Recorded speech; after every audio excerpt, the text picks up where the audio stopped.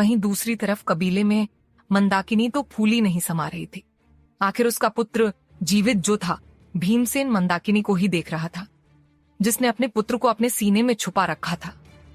भीमसेन ने मुस्कुराकर कहा, मंदाकिनी, आज तुम खुश हो ना? मंदाकिनी ने नम आंखों से भीमसेन को देखा और बोली, भला खुश क्यों नहीं रहूंगी, महादेव ने इस बार मुझे पुत्र दिया है, वह भी सही सलामत। भीमसेन बोला, मंदाकिनी, अगर तुमसे कुछ मांगू तो दोगी? मंदाकिनी ने हैरानी से कहा, भीमसेन, क्या आपको मुझसे कुछ मांगने की आवश्यकता है, या आपको लगता है कि मैं आपके किसी निर्णय के खिलाफ हो जाऊंगी? भीमसेन बोला, मैं जानता हूं तुम मेरे निर्णय के खिलाफ नहीं होगी, फिर भी मैं तुमसे इजाजत लेकर ही एक घोषणा करना चाहता हूं। मंदाकिनी बोली, कहिए क्या बात है? भीमसेन ने कहा, मैं सम्राट को गरुड़ कबीले का सम्राट घोषित करना चाहता हूं। वंदना के चेहरे पर मुस्कुराहट। वह बोली, जाइए, जाकर जो करना है कर दीजिए, मुझे यह सब मत बताइए। भीमसेन के चेहरे पर मुस्कुराहट आई और वह बाहर आ गया। वह चाहता तो अपने पुत्र को भी कबीले का सम्राट घोषित कर सकता था, लेकिन वह नहीं जानता था कि जीव पुत्र को उसने मंदाकिनी की गोद में दिया है। वह कौन है, इसलिए उसने सम्राट को देखा जो वहीं खेल रहा था। उसने सम्राट को अपने पास बुलाया। सम्राट दौड़कर भीमसेन के पास जाकर बोला, बाबा, आपने मुझे बुलाया। भीमसेन ने सम्राट को गोद में उठा लिया और बोला, गरुड़ कबीले के वासियों, मुझे तुम सबके सामने एक घोषणा करनी है। सब जो काम कर रहे थे रुक गए। चंद्रप्रभा भी काम करती हुई रुक गई। वह हैरानी से भीमसेन और सम्राट को देख रही थी। भीमसेन ने कहा, मैं आज घोषणा करता हूं कि गरुड़ कबीले का अगला सरदार सम्राट होगा। यह सुनकर सब खुशी से उछलने लगे, लेकिन चंद्रप्रभा, उसके चेहरे पर परेशानी की लकीर आ गई। भीमसेन ने गरुड़ कबीले के सामने घोषणा तो कर दी, लेकिन जब उसकी नजर चंद्रप्रभा पर पड़ी तो उसे समझते देर नहीं लगी कि चंद्रप्रभा नहीं चाहती कि सम्राट गरुड़ कबीले का अगला सरदार बने। भीमसेन ने सम्राट को अपनी गोद से उतारा और प्यार से बोला, जाओ, अपने मित्रों के साथ खेलो। सम्राट ने हान में गर्दन हिलाई और छोटे छोटे कदमों से इधर उधर भागने लगा। वहीं भीमसेन चंद्रप्रभा के पास गया और बोला, क्या हुआ महारानी, क्या आपको मेरा निर्णय पसंद नहीं आया? चंद्रप्रभा ने कहा, नहीं, बिल्कुल भी नहीं, मेरा पुत्र गरुड़ कबीले का सरदार नहीं बनेगा। भीमसेन हैरान था, क्योंकि जन्म जन्म के समय जब भीमसेन ने चंद्रप्रभा से यह बात पूछी थी तो चंद्रप्रभा ने कहा था कि वह चाहे तो कुछ भी कर सकता है, लेकिन अब चंद्रप्रभा मना कर रही थी। शायद उसे वक्त चंद्रप्रभा के हृदय में कुछ और था और अब कुछ और। अगर वह किसी आम लड़के को गरुड़ कबीले का सरदार घोषित करता तो उसके माता पिता बहुत खुश होते, लेकिन चंद्रप्रभा ने साफ इनकार कर दिया। भीमसेन बोला, क्यों महारानी, आप ऐसा क्यों कह रही हैं? चंद्रप्रभा की आंखों में पानी आ गया। उसने एक नजर भीमसेन को देखा और अपनी कुटिया में चली गई। पीछे पीछे भीमसेन भी चला गया। उसने हाथ जोड़कर फिर से पूछा, क्या हुआ महारानी, क्या मुझसे कोई गलती हो गई? अगर आप नहीं चाहती सम्राट भावी सरदार बने तो मैं अभी अपना निर्णय बदल देता हूं। चंद्रप्रभा ने पलटकर भीमसेन को देखा। चंद्रप्रभा की आंखों में पानी था। वह बोली, मेरा पुत्र विजयगढ़ का राजकुमार है। मेरे पुत्र को विजयगढ़ का सिंहासन मिलना चाहिए। वह इसका हकदार है। मेरा पुत्र बड़ा होकर विजयगढ़ की गद्दी पर बैठेगा, ये उसका हक भी है और कर्तव्य भी। लेकिन अगर वह गरुड़ साम्राज्य का सम्राट बनकर रह गया तो वह कभी विजयगढ़ नहीं जाएगा। गरुड़ निवासी सम्राट को बहुत प्रेम करते हैं। अभी तो केवल वह 2 साल का हुआ है, तब भी उसे इतना प्रेम करते हैं। तो जरा सोचो, जब वह सरदार बन जाएगा तब क्या यह लोग उसे विजयगढ़ जाने देंगे? भीमसेन हैरानी से चंद्रप्रभा को देख रहा था। उसे तो कुछ समझ नहीं आ रहा था। चंद्रप्रभा बोली, मैं जानती हूं तुम्हें इस वक्त लग रहा होगा कि मैं लालच कर रही हूं, लेकिन ऐसा नहीं है। महाराज ने मुझे बिना किसी कारण के त्याग दिया, दूसरा विवाह भी कर लिया। मैं सब कुछ सह गई, लेकिन अब मेरे पुत्र का अधिकार जरूर मिलेगा। महाराज को मेरे पुत्र को अधिकार दिलाना ही पड़ेगा, और उसके लिए बहुत जरूरी है कि सम्राट गरुड़ कबीले का सरदार न बने। भीमसेन बोला, महारानी, जो आप चाहती हैं वही होगा। मैं वचन देता हूं, आपकी आज्ञा अनुसार ही सब कुछ होगा। मैं जाकर अभी अपना निर्णय बदल देता हूँ। इतना कहकर भीमसेन बाहर की तरफ जाने लगा तो चंद्रप्रभा ने कहा, भीमसेन रुको। भीमसेन रुक गया। चंद्रप्रभा बोली, अब रहने दो भीमसेन, जो तुमने बोल दिया वह बोल दिया। समय आने पर देखेंगे कि गरुड़ कबीले का सरदार कौन बनेगा, मेरा पुत्र सम्राट या तुम्हारा पुत्र विराज। एक और बात भीमसेन, मैं तुम्हारे पुत्र का अधिकार भी नहीं मारना चाहती, क्योंकि गरुड़ कबीले का सरदार तुम्हारा पुत्र ही होना चाहिए।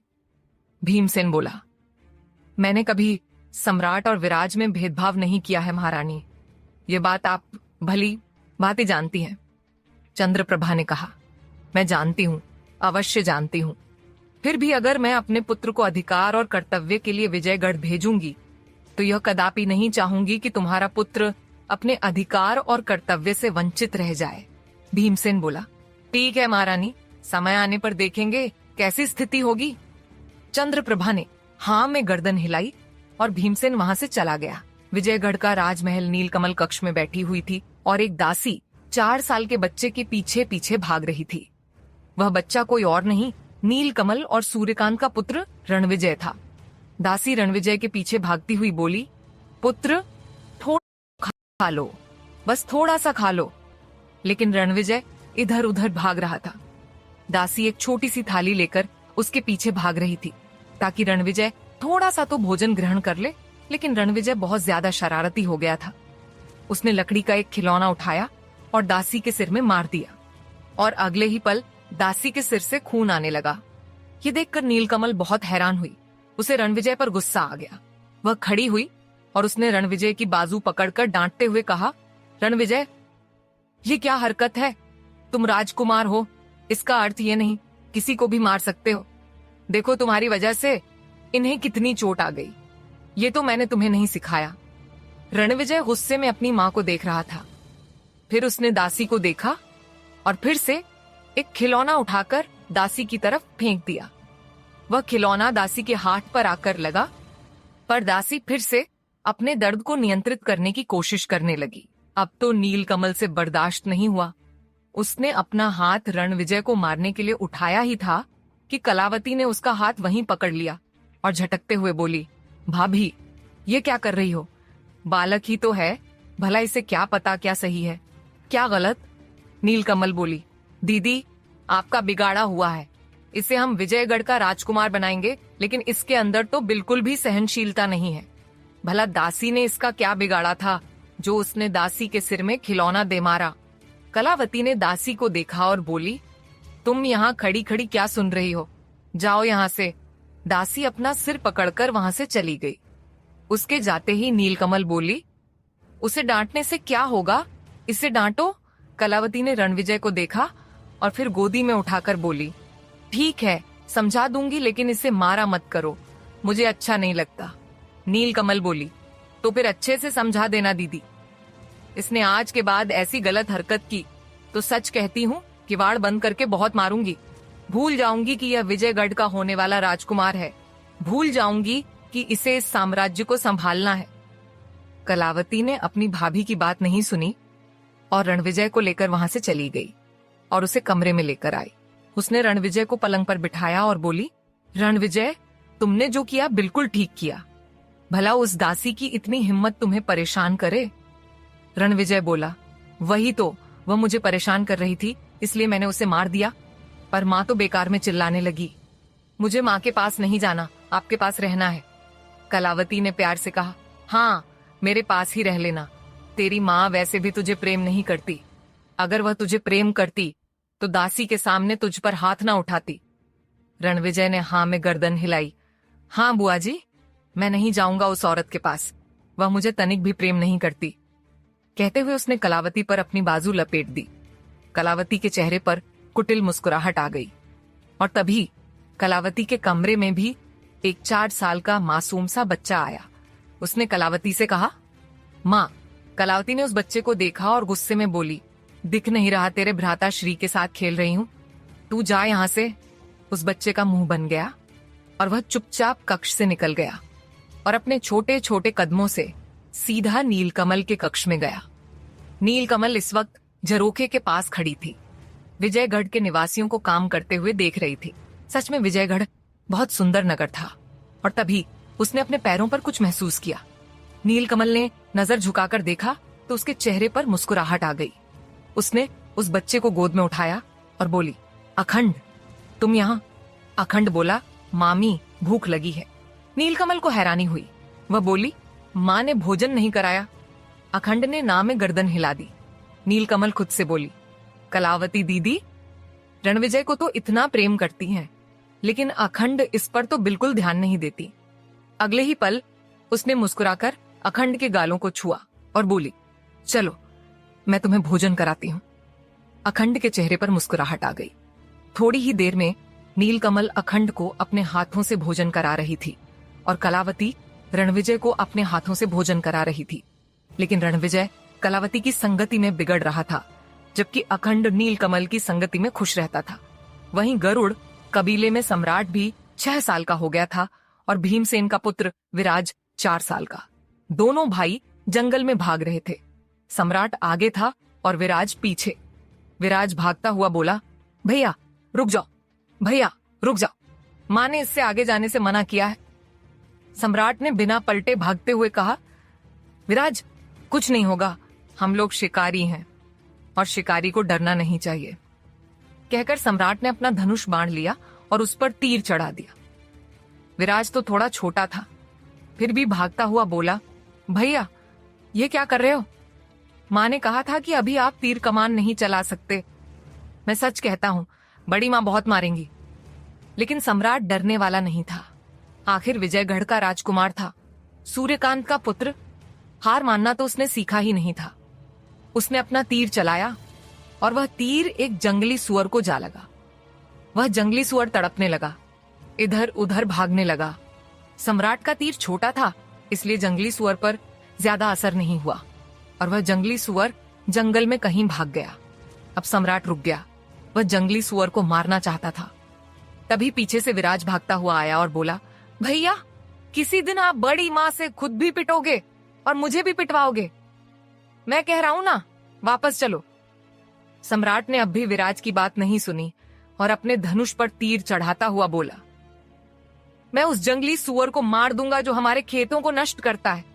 तुम्हें जाना है तुम चले जाओ। विराज बोला, भैया कैसी बातें करते हो, मैं आपको छोड़कर कहीं नहीं जाऊंगा। सम्राट बोला, तो फिर चुपचाप खड़ा रहा। आज तो मैं उस जंगली सुअर को मारकर ही रहूंगा। इतना कहकर उसने एक दिशा की ओर तीर चलाया और तीर सीधा जंगली सुअर को जाकर लगा। वह जंगली सुअर फिर से इधर उधर भागने लगा और तभी उस जंगली सुअर पर एक और तीर लगा। उस तीर को देखकर सम्राट थोड़ा हैरान हो गया। वह इधर उधर देखने लगा तो उसे एक घोड़े पर सूर्यकांत बैठा दिखाई दिया। सम्राट ने सूर्यकांत को देखा और फिर हाथ जोड़कर सिर झुकाकर बोला, आप हमारे महाराज हैं। सूर्यकांत ने हाँ में गर्दन हिलाते हुए कहा, हाँ मैं विजयगढ़ का महाराज सूर्यकांत हूँ, लेकिन तुम कौन हो? सम्राट ने अपना परिचय देते हुए कहा, मैं सम्राट और यह मेरा छोटा भाई विराज है। हम दोनों गरुड़ कबीले से हैं। सूर्यकांत बोला, हमें तुम और तुम्हारा भाई पसंद आ गए, हमारे साथ राजमहल चलोगे? दोनों ने एक दूसरे को देखा। सम्राट बोला, लेकिन आप हमें राजमहल लेकर क्यों जाना चाहते हैं? कहीं ऐसा तो नहीं कि आप हमारे शिकार को अपना बनाना चाहते हैं? ये सुनकर सूर्यकांत थोड़ा हैरान हुआ। 6 साल का बच्चा उससे बहस कर रहा था और बहस भी गलत तरीके से नहीं बल्कि पूरे आत्मविश्वास के साथ कर रहा था। सूर्यकांत ने कहा, इसमें अपना बनाने वाली कौन सी बात है? इस जंगली सुअर को मैंने ही मारा है। ये सुनकर सम्राट ने विराज को देखा और फिर सूर्यकांत को देखकर कहा, महाराज आप आदरणीय हैं। माँ कहती हैं विजयगढ़ के महाराज नगर वासियों के पिता समान होते हैं, तो आप मेरे पिता समान हुए और पिता को झूठ बोलना शोभा नहीं देता। यह सुनकर सूर्यकांत को हंसी आ गई।